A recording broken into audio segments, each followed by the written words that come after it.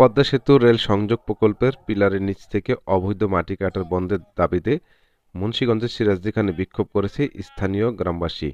মঙ্গলবার সকালে উপজেলা বালুচর ইউনিয়নের চরপানিয়া এলাকা অবৈধভাবে মাটি কাটার বন্ধের দাবি জানিয়ে প্রকল্প ক্ষতিগ্রস্ত স্থানীয় অবস্থান নিয়ে ঘণ্টাব্যাপী মানববন্ধন কর্মসূচি পালন করেন। বিক্ষোভ মিছিল বের করেন গ্রামবাসীরা।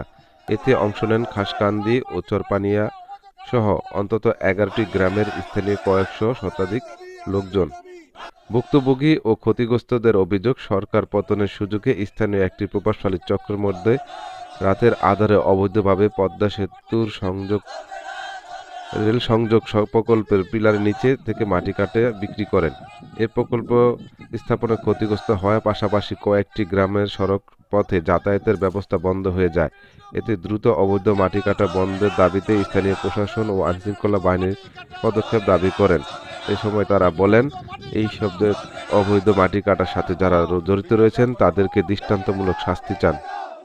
সেতুর যে মাটি বরণ হয়েছে, এই মাটি কিছু আওয়ামী লীগের ভূমিদস্যু এসে কিছু পড়াশোনার লোক বাউ করে জমি কাটতে আইছিল।